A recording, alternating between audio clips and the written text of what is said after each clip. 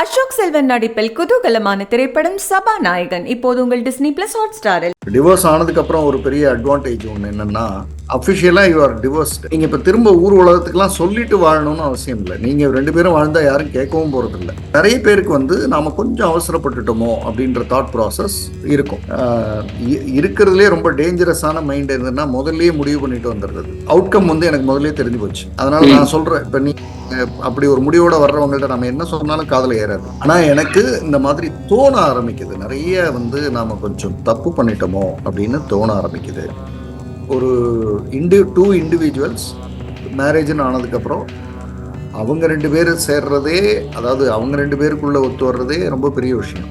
இது என்ன ஏதுன்னு ரியலைஸ் பண்றதுக்குள்ள, நான் அடிக்கடி சொல்வேன், கணவன் ரியலைஸ் பண்றதுக்குள்ள அப்பாவாயிட்டோம், மனைவின்னு ரியலைஸ் பண்றதுக்குள்ள அம்மாவாயிட்டோம், ஐயோ அம்மான்னு ரியலைஸ் பண்றதுக்குள்ள மாமியார் ஆயிடும். பையன் பார்க்கிறான்னு தெரிஞ்சும் கூட ஆனாலும் வாட்ஸ்அப்ல வந்து தேவையில்லாத குரூப்ல தேவையில்லாத பேச்சுக்களை பேசிட்டு இருக்கிறது. ஸோ இதெல்லாம்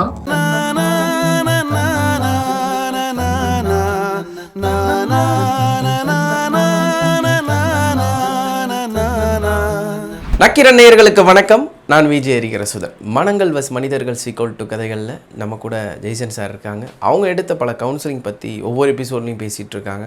பல மனிதர்களோட வாழ்க்கையை நம்ம இங்கே உரையாடிட்டு இருக்கோம். இன்றைக்கும் அதே மாதிரி ஒரு ஹியூமன் பீயிங்களோட லைஃப்பை தான் பற்றி பேச போகிறோம். சார் வணக்கம். வணக்கம். வணக்கம் சார். எப்போதுமே வந்து நிறைய கான்செப்ட், நிறைய பேரோட வாழ்க்கையை பற்றி பேசியிருக்கோம்.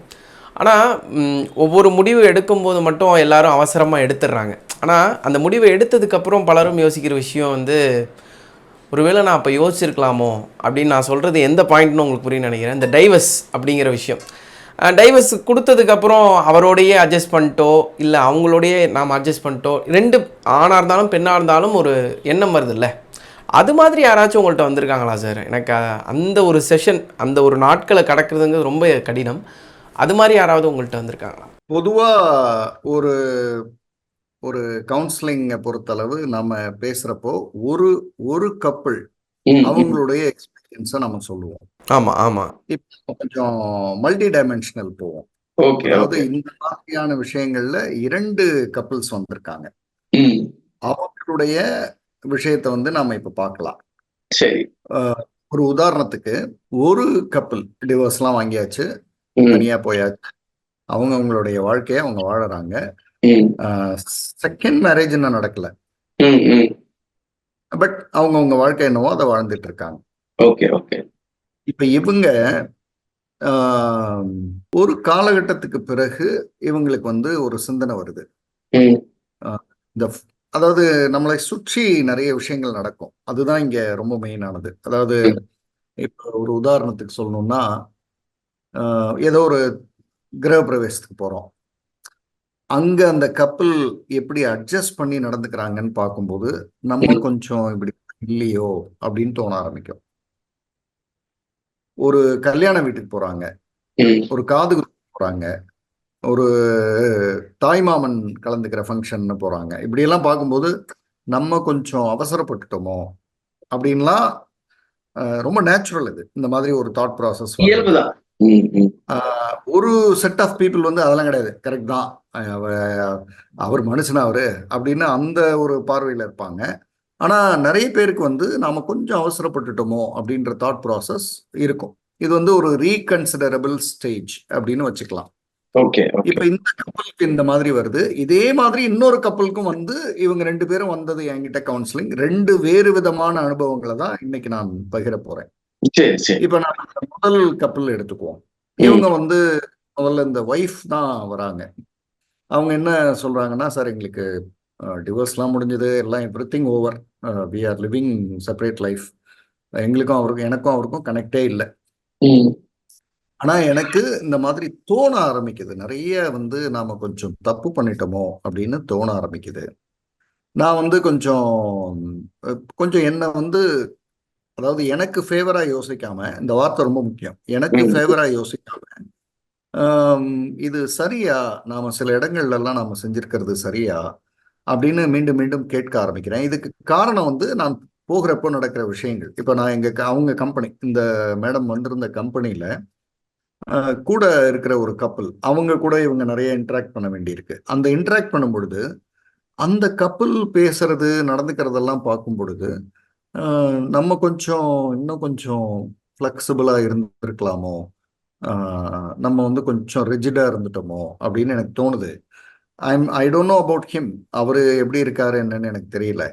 நான் முதல்ல உங்கள்கிட்ட பேசிட்டு அப்புறமா அவர்கிட்ட பேசணும்னு நினைக்கிறேன் அப்படின்னாங்க.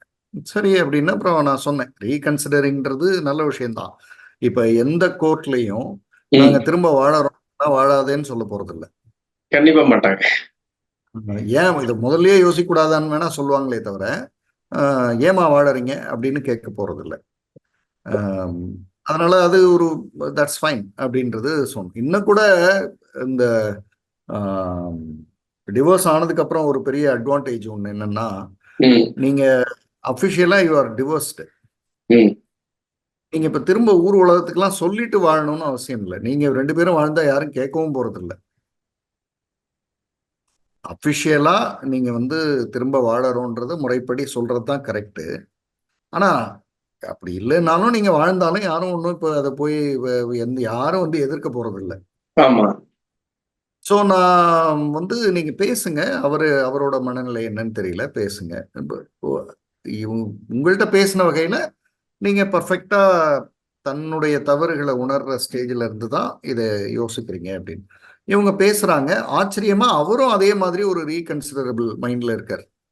எனக்கும் இப்படி தோணும். ஆனா எப்படி கேட்கறதுன்னு நான் அமைதியா இருந்துட்டேன். 2 பேரும் வராங்க. 2 பேரும் பேசும் பொழுது 2 பேர்கிட்டையும் நான் தனித்தனியா பேசுறேன். 2 பேருமே அந்த ரீகன்சிடரபிள் மைண்ட்ல இருக்காங்க. இதை கொஞ்சம் நான் சரி பண்ணிக்கணும், எங்கேயோ தப்பு பண்ணியிருக்கோம் அப்படின்லாம் ஏதோ ஒரு மைண்ட்ல இருக்காங்க.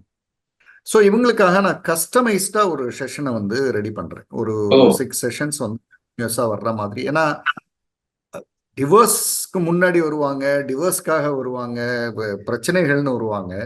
ஒரு பிரச்சனை முடிஞ்சதுக்கு அப்புறம் நாங்க அதை திரும்ப ரீகன்சிடர் பண்றோம், எங்கள்கிட்டயும் தவறு இருக்கு அப்படின்னு வர்றது வந்து கொஞ்சம் நாம ரொம்ப புதுசா இருக்கு. ஆமா அப்படின்னு நம்ம செஞ்சு அப்புறம் செஷன்ஸ்லாம் செய்றோம். நான் என்ன ஒரு கண்டிஷன் அவங்களுக்கு சொன்னேன்னா, ஏன்னா இந்த கண்டிஷனை வந்து நம்ம இப்போ வியூவர்ஸ் வந்து இதை மனசுல வச்சுக்கணுன்றதுக்காக சொல்றேன். இப்போ நீங்க 2 பேரும் சேரணும்னு முடிவு பண்ணிட்டீங்க. இப்ப நான் செய்ய போகிற செஷன்ஸ் வந்து நீங்க சேர்ந்து வாழறதுக்காக அல்ல.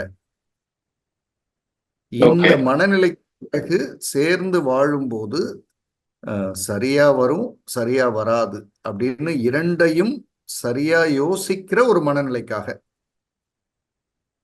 இந்த செஷன்ஸ்லாம் முடிஞ்சதுக்கு அப்புறம் யூ ஹேவ் 2 சாய்ஸஸ்.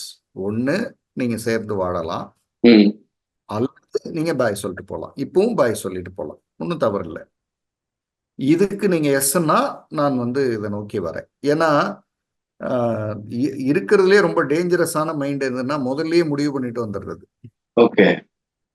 ப்ரீ கன்ஸ்ட்ரக்டட்னு நாங்க. அதாவது அவுட்கம் வந்து எனக்கு முதல்ல தெரிஞ்சு போச்சு. அதனால நான் சொல்றேன், இப்ப நீ அப்படி ஒரு முடிவோட வர்றவங்கள்ட்ட நம்ம என்ன சொன்னாலும் காதுல ஏறாது. அவர் தப்புதான் அப்படின்னு முடிவு பண்ணிட்டா நம்ம பேசுற சரி கேட்காது. அவர் சரி அப்படின்னு முடிவு பண்ணிட்டாலும் நம்ம பேசுற தப்பு கேட்காது. இதனால இந்த பிரச்சனையெல்லாம் வரும், ஜாக்கிரதை அப்படின்றது கேட்கவே கேட்காது. அதனால எனக்கு ரொம்ப முக்கியமானது ஓப்பனான மைண்ட். அதுக்கு ரெடினா நம்ம I think we can go for this அப்படின்னு. தென் அதுக்கு கொஞ்சம் டைம் எடுத்துக்கிட்டாங்க, வந்தாங்க. வந்ததுக்கு பிறகு அது செஷன்ஸ்லாம் முடிஞ்சது. செஷன்ஸ்லயே நிறைய அழுதாங்க 2 பேருமே. வேற வேற ஆமா ஆமா வேற வேற டாபிக்ஸ். எப்பவுமே சார் மனித மனம் எப்படின்னா தவறுகளை வெகு வேகமாகவும் ரியலைசேஷனை உணர்தலை மிக மெதுவாகவும் செய்யும். அப்புறம் உணர்ந்தாலுமே அதை வெளிக்காட்டுறத அதை விட ரொம்ப மெதுவா தான் செய்யும். 20 வருஷம் கழிச்சு நான் தப்பு செஞ்சுட்டேன்னு சொல்றவங்க எல்லாம் உண்டு. ஓகே. அதுக்கான காரணம் என்ன? 20 வருஷம் கழிச்சு சொல்லுவாங்க நான் தப்பு பண்ணிட்டேன் அப்படின்னு. இப்போ இவங்களுக்கு நான் செஷன் செய்யும் பொழுது இவங்களுக்கு எங்கேயோ உள்ள வந்து உதைக்கும் இல்லையா, நம்ம இது கொஞ்சம் செஞ்சிடக்கூடாது, அது கொஞ்சம் செஞ்சிடக்கூடாது அப்படின்னு. ஸோ அந்த தவறுகள்ல ஏதோ அவங்களுக்குள்ள வித்தியாசமான சிந்தனைகள்லாம் வருது. இப்போ அவங்களுடைய மனநிலை வந்து செஷன்ஸ்லாம் முடிஞ்சதுக்கு அப்புறம் ஒரு 1 மந்த் அளவுக்கு கேப் எடுத்துக்கங்க. அதுக்கப்புறமா நீங்க என்ன முடிவு பண்ணுமோ முடிவு பண்ணுங்க அப்படின்னு சொல்றேன். இவங்க 1 மந்த் அளவுக்கு கேப் எடுத்துக்கிறாங்க. 1 மந்த் கழிச்சு இந்த கப்பல் திரும்ப வராங்க. வந்து பேசும்பொழுது இல்லை சார் நல்லா பேலன்ஸ்டாக யோசிச்சாச்சு. I think we can join together and live. ஒன்றும் எங்களுக்கு ஒன்றும் இட்ஸ் ஃபைன். பேரண்ட்ஸுக்கிட்டையும் பேசிட்டோம், ரெண்டு சைட்லேயும் பேசிட்டோம். Both were initially little shocked. என்னது இது எல்லாம் முடிஞ்சு நாங்கள்லாம் அடிச்சுக்கிட்டு எங்களுக்கு நாங்கள்லாம் திட்டிக்கிட்டு இப்போ நாங்கள்லாம் போய் பேசணும் அப்படின்னு தெரியல. எங்களுக்கு இப்படி தோணுது, உங்கள்கிட்ட சொல்கிறோம், நீங்கள் வேண்டாம்னா வேண்டான்னு சொல்லுங்க அப்படின்னா வேண்டான்னு யார் சொல்வா? கண்டிப்பாக சொல்ல மாட்டோம். அப்போ இல்லைம்மா நாங்கள் போய் அவங்கள்ட்ட நாங்கள் பேசுனதுக்கு மன்னிப்பு கேட்டுக்கிறோம். நிறைய பேசியிருப்பாங்கல்ல. இந்த பிரியறப்ப வார்த்தைகள் நிறைய வந்திருக்கும்ல. கணவன் மனைவி பிரிய மாட்டாங்க, மொத்த கம்யூனிட்டியே பிரியும். அதனால இப்ப பேசுறதுக்கு அது நாங்க போய் முதல்ல மன்னிப்பு கேட்டுக்கிறோம். மன்னிப்பு கேட்டுட்டு நாங்க இது we will start again இது நடந்தது. இது வந்து ஒரு கப்பல். ஓகே. அப்படி இன்னொரு கப்பல் இதே மாதிரியான ப்ரொசீஜர் தான் சொல்றேன். ஸ்லைட்லி அவங்க வந்து சார் எனக்கு இதில் ஒரு இது ஸ்பெஷலாக ஒரு விஷயம், இது ஒரு செஷன் வந்து ரெடி பண்ணுறீங்க, ரெண்டு பேருமே அழுகுறாங்க. அப்படிங்கும்போது என்ன அந்த இடத்துல வந்து ரெண்டு பேரும் அழுகுறதுக்கான ரீசன் என்னவா இருந்துச்சு? அந்த ஏதாச்சும் ஒரு ட்ரிகர் பாயிண்ட் தானே அவங்க ரெண்டு பேரையும் அழுவ வச்சுருக்கோம். திரும்பவும் அந்த வாழ்க்கையில் எப்பவுமே நம்ம வந்து இப்போ நமக்கு ஒரு தாட் இருக்கும் எப்பவுமே, நம்ம சரி. டிவோர்ஸ்லாம் போகும்போது நம்ம சரின்னு தான் டிவோர்ஸ்க்கு போவோம். யாரும் நம்ம தப்பு டிவோர்ஸ்க்கு போகிறதே இல்லை. ரெண்டு சரி தான் ஒரு டிவோர்ஸை உருவாக்குது. நானும் சரி நானும் சரி, நான் தப்புன்றது சேர்ந்துரும். ஓகே, அதான் இங்க நடந்துச்சு. இல்ல ரிவர்ஸ் வந்து நான் சரின்னு தான் டிவோர்ஸ் நடந்துருச்சு. ஆமா. இப்ப செஷன் வந்து என்ன பண்ணுதுன்னா நான் சரியே உடைக்குது. அதுதான் கண்ணீர். நான் வந்து இவ்வளவு தவற வச்சுக்கிட்டு நான் போய் அவர்கிட்ட இப்படி எல்லாம் நடந்துட்டேனே அப்படின்னு அவங்களும், இவ்வளோ தவற வச்சுக்கிட்டு இவளை போய் இந்த பாடுபடுத்தியிருக்கேனேன்னு அவரும். அதுதான் அந்த அழுகையினுடைய பின்புல காரணம். அதை எக்ஸ்ப்ளோர் பண்ணி கேட்க வேண்டிய அவசியம் இல்லை. இப்போ ஒரு டாக்டருக்கு வந்து அந்த கத்தியை வைக்கும் போதே தெரியும் அந்த பேஷண்ட் எந்த அளவுக்கு அழுவார்னு. டாக்டருக்கு மட்டும் தெரியும். அப்புறம் டாக்டர்னு சொல்றதுனால சொல்லிடுறேன், நான் வந்து ஒரு NLP பிராக்டிஷனர், NLP கவுன்சிலர்.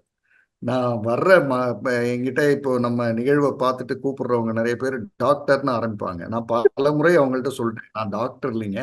நான் டாக்டர், ஆனா நீங்க சொல்ல வேண்டியதானே நான் டாக்டர் தான், மனதுக்கான டாக்டர் அப்படின்னு சொல்லிடுறோம். நம்ம வந்து ஆஸ் பர் குவாலிஃபிகேஷன் இது அப்படின்னு. அப்போ ஒரு டாக்டர் ஒருத்தர் வந்திருந்தார். அவர் சொன்னாரு, நீங்க NLP பிராக்டிஷனர் எல்லாம் சொல்லிக்கலாம், நாங்க டாக்டர்ஸ் சொல்ற விதம் இருக்குல்ல, நாங்க வந்து இன்னும் இந்த மாதிரி யோசிச்சு சொல்லணும் அப்படின்னு நாங்க ஒவ்வொரு வீடியோவும் பார்த்து கத்துக்கிறோம். அதனால யாராவது டாக்டர்னு சொன்னா நீங்க வந்து அதை சந்தோஷமா எடுத்துங்க, ஆமோதிக்காதீங்க அப்படிங்கிற. இல்ல you are not a doctor, அபிஷியலா கிடையாது. ஆனா அப்படி கூப்பிட்டாங்கன்னா எடுத்துங்க. ஏன்னா நாங்க அப்படி பேச மாட்டேங்கிறோம். ரெண்டு காரணம் சொன்னார் அதுக்கு. டைமும் இல்லை, நிறைய பேஷண்ட்ஸ் அது இதுன்னு, அதாவது மருந்துகளை நம்புறதுனால நாங்க மனசுகிட்ட பேசுறது இல்லை. ரொம்ப பவர்ஃபுல்லான வார்த்தை. அப்பா, ஒரு பயங்கரமான ஒரு வார்த்தை இல்லது. ஆமா ரிவர்ஸ்ல நீங்க எனக்கு சொன்னாரு, நீங்க மருந்துகளை நம்பாம மனசுகிட்ட பேசுறதுனால நீங்க ஸ்டெப் பை ஸ்டெப்பா அந்த மனதுக்குள்ள ஆபரேஷன் பண்றீங்க. So you can officially you are not a doctor but still you can call yourself a doctor. Doctor சொன்ன. அப்ப நான் சொன்னேன், இல்லை சார் டாக்டர்ன்றதே வேண்டாம், நமக்கு அந்த தாட் ப்ராசஸே இல்லை அப்படின்னு. ஆடியன்ஸ்க்கும் இதை சொல்லிடுறேன் கிளாரிட்டியோட, நம்ம வந்து டாக்டர் கிடையாது. நாம் வந்து ஒரு NLP ட்ரெயினர், ப்ராக்டிஷனர், கோச். அது சார்ந்த சர்டிஃபிகேஷன்ல இருந்து இந்த 28 வருட அனுபவத்தினுடைய நெட் ரிசல்ட்டை தான் நாம் வந்து ஷேர் பண்றோம். இப்போ ஒரு கப்பலுக்கு இந்த மாதிரி நடந்தது, அழுகை, அதுக்கப்புறம் வந்து ரெண்டு பேரண்ட்ஸ்ட சொன்னாங்க, வாழறதுன்னு முடிவு பண்ணாங்க. இது வந்து ஒரு ஒரு கப்பலோட ஒரு அனுபவம். இதே மாதிரி வந்த இரண்டாவது கப்பலுக்கும் அவங்களோட டிவோர்ஸுக்கான காரணங்கள் வேறன்றதுனால அதுக்கு அகைன் கஸ்டமைஸ்டா நான் வேற செஷன் செய்யறேன். இப்போ அவங்கள்ட்ட வந்து அந்த அழுகை இல்லை, மாறா இன்னமுமே ஜஸ்டிபிகேஷன் இருக்கு. இல்ல அது அப்படின்னா இப்படித்தானே, இது அப்படின்னா அப்படித்தானே அப்படின்னு இன்னமும் அந்த ஜஸ்டிபிகேஷன் இருக்கும்போது, என்னுடைய நோக்கம் வந்து அந்த ரெசிஸ்டன்ஸை உடைச்சு அவங்களை சேர்த்து வைக்கிறது இல்லை. நான் அடிக்கடி கவுன்சிலிங்ல கூட சொல்லுவேன், என்னுடைய நோக்கம் உங்களை சேர்த்து வைக்கிறதோ பிரிக்கிறதோ இல்லை, உங்களுடைய கான்சியஸ்னஸ் உணர்தலை அதிகப்படுத்துறது. முடிவை நீங்க எடுத்துக்கணும், அதுதான் சரியான பாதை. ஏன்னா இன்னொருத்தங்க சேர்த்து வைக்கிறாங்க, இன்னொருத்தங்க கல்யாணம் பண்ணி வச்சாங்க, இன்னொருத்தங்க பிரிச்சு வச்சாங்கன்றது it won't go for long time. பெரும்பாலான திருமணங்கள் பாதியில நிக்கிறதுக்கும் அது ஒரு காரணம். பேரண்ட்ஸு, ஃப்ரெண்ட்ஸு, அவங்க சொன்னாங்க இவங்க சொன்னாங்கன்னு கல்யாணம் பண்ணிட்டோம் அப்படின்னா அப்புறம் வந்து பாதியில நிறுத்திக்கிறது. ஸோ இவங்கள்ட்ட அந்த அந்த உணர்தல் வந்து உள்ள போக மாட்டேங்குது. நம்ம செஷன் செய்ய அவங்களுக்கு வந்து அது அந்த ரெசிஸ்டன்ஸ் இருக்கு. எனக்கு என்ன ஆச்சரியம்னா அப்புறம் ஏன் இவங்க வந்து திரும்ப வாழலான்னு ஒரு தாட் ப்ராசஸ்க்கு வராங்க. இவ்வளோ ரெசிஸ்டன்ஸ், ஹைப்டு மனநிலை, எக்ஸ்ட்ரீமிஸ்ட்னு சொல்லுவோம். அதாவது சில பேர் எப்படி இருப்பாங்கன்னா, நம்ம வந்து இப்படி வாழ்ந்தா என்ன, அது ஒரு சொசைட்டிக்கு அது ஒரு முன்மாதிரியா இருக்கும்ல, நம்மளை பத்தி எல்லாரும் பேசுவாங்கல்ல, எஃபியில் போடலாம், நாங்கள் திரும்ப ஜாயின் பண்ணிட்டோம்னு ஒரு பெரிய ஆர்டிக்கல் எழுதலாம், அது ஷேர் ஆகும், அதுக்கு ஒரு 1500 லைக் வரும். இந்த மாதிரியான ஒரு மனநிலையெல்லாம் உண்டு. நம்ம மக்கள் வந்து வாழ்க்கையோட இப்ப வந்து எஃபி இன்ஸ்டாலாம் இணைச்சிட்டாங்க.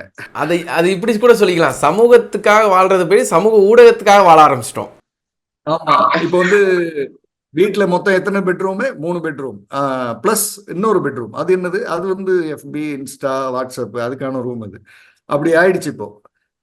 அப்போ இந்த செஷன்ஸ்லாம் முடிச்சதுக்கு அப்புறம் எனக்கு வந்து இவங்களை பற்றி நான் ப்ரீகஸ் பண்ண வேண்டிய அவசியம் இல்லை.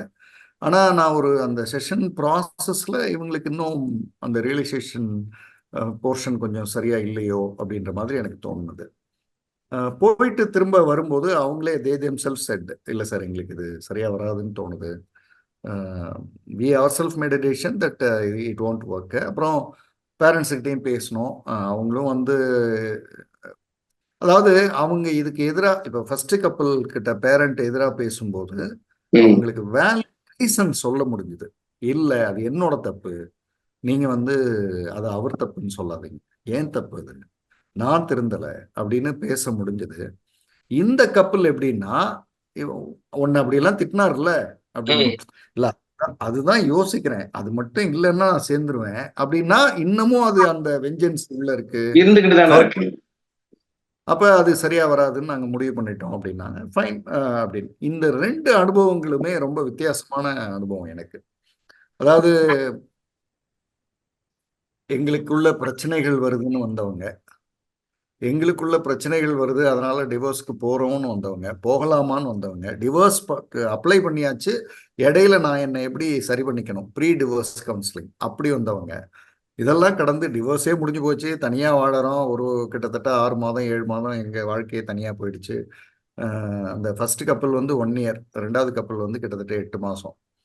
தனியா நாங்க இருக்கிறோம். ஆனாலுமே எங்களுக்கு வந்து உள்ள உறுத்தல் இருக்கு, கொஞ்சம் திரும்ப ஜாயின் பண்ணலாமோ அப்படின்னு. இதுல ஏதாவது ப்ராக்டிக்கல் டிஃபிகல்ட்டிஸ் இருக்குமா, அதுக்கு நான் என்னை எப்படி தயார் பண்ணிக்கணும் அப்படின்னு தான் வந்தாங்க. ஸோ இது என்ன பொறுத்தளவு ஒரு, அதாவது மெச்சூரிட்டி லெவல் இருக்கு இல்லைங்களா, அது வந்து இன்ஃபனைட்னு நான் சொல்வேன், அதுக்கு எல்லையே கிடையாது. Don't have any level for maturity வந்து எவ்வளோ உயரம் போனாலுமே அது வந்து பார்க்கிறவங்களையும் பரவாயில்லையே அப்படின்னு தான் நினைக்க வைக்கும். இப்போ இவங்க 2 பேரும் திரும்ப சேர்ந்துட்டாங்க, திரும்ப இப்போ ஃபங்க்ஷன்ஸ்க்கெலாம் போறாங்க, நல்லா இருக்காங்க, ஹாப்பியா இருக்காங்கன்னா, அப்போ சண்டை போட்டுக்கிற கப்புள்ஸ்க்கு இவங்களை பார்க்கும்போது என்ன தோணும்?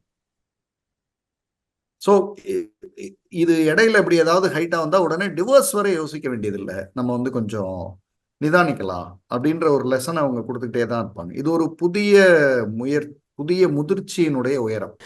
இன்னொன்று விஷயம் சார், இப்போ இந்த டிசிஷன் எடுக்கிறாங்கல்ல, நான் வந்து என்னோடய பொறுமை எல்லையை மீறி நான் வந்து டைவர்ஸுங்கிற ஒரு டிசிஷன் எடுக்க போகிறேன் அப்படின்னு வரவங்களுக்கு ஏதாச்சும் ஒரு டிப்ஸ் சொல்லணும்னு நினைக்கிறீங்களா? சம்திங் எவ்வளோ தப்பு செஞ்சாலும் நம்மளை சார்ந்து இருக்கிற குழந்தைகளையாக இருக்கட்டும், நம்மளோட ரிலேஷனாக இருக்கட்டும், அவங்களையும் கன்சிடர் பண்ணி சம்திங் இங்கே இதில் வந்து என்ன அந்த தப்பை திருத்தலாம், நாம் இந்த முடிவுக்கு முன்னாடி சொல்கிறேன்.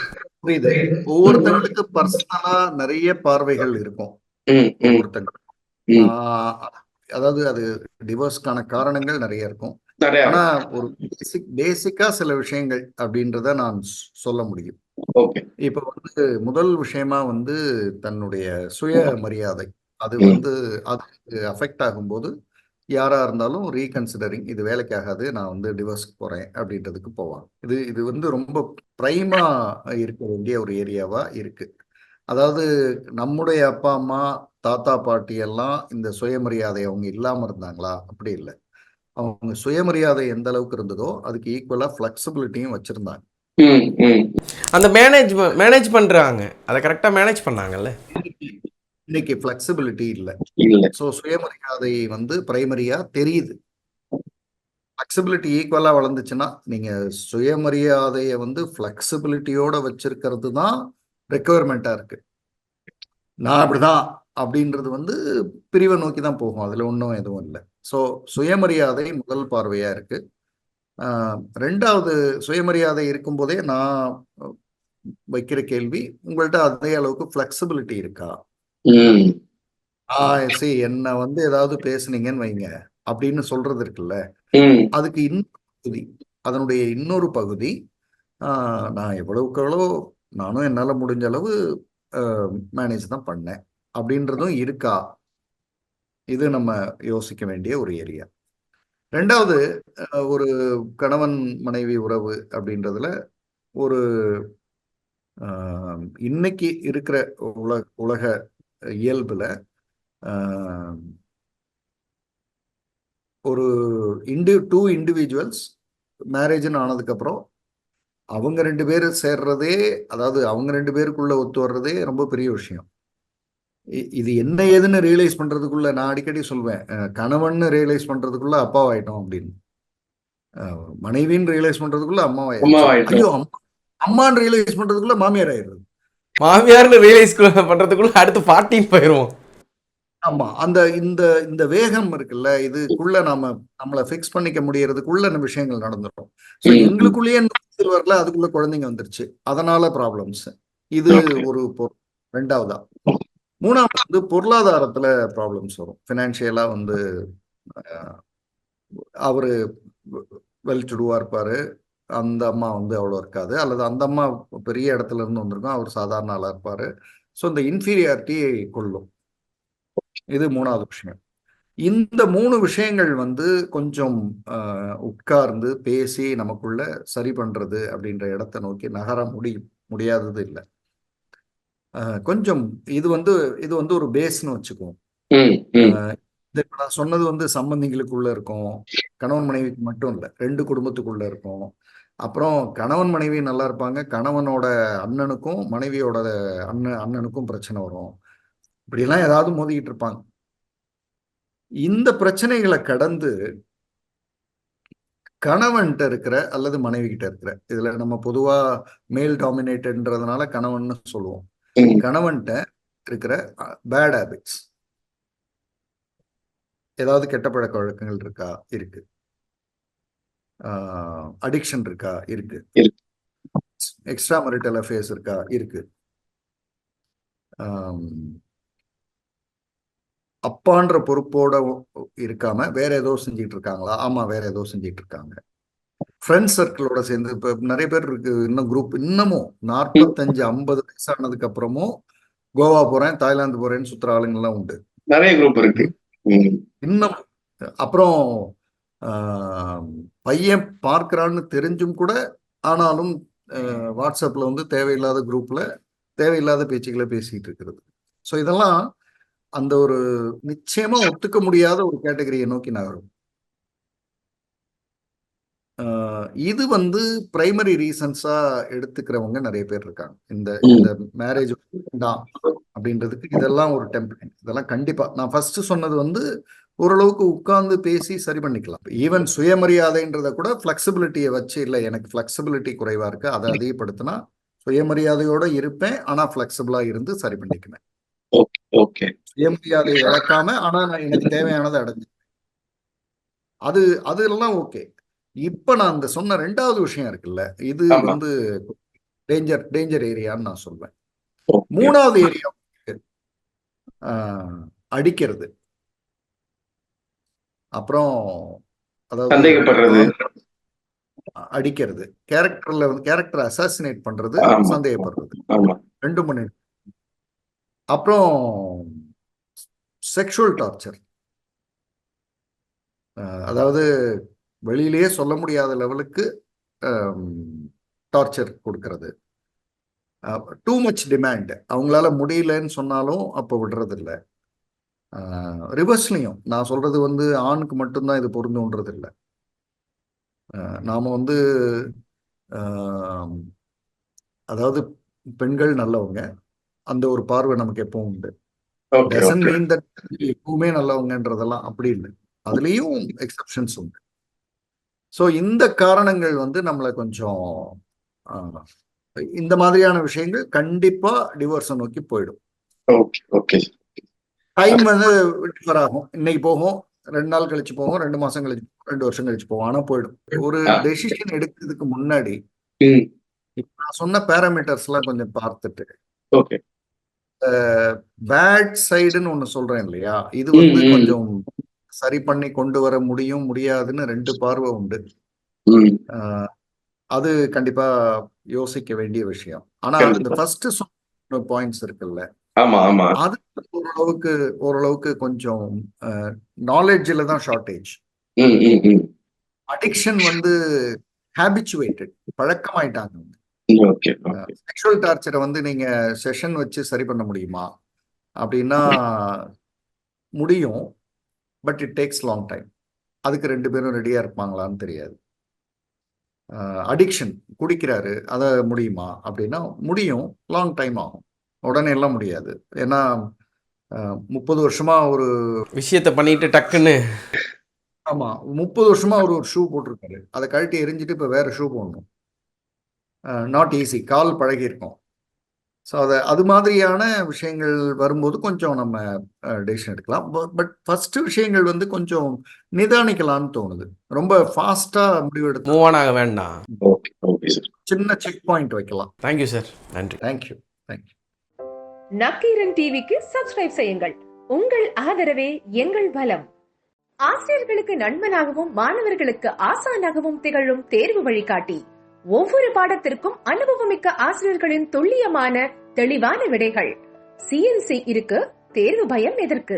இது தீரன் பப்ளிஷிங் ஹவுஸ் விற்பனை வெளியீடு.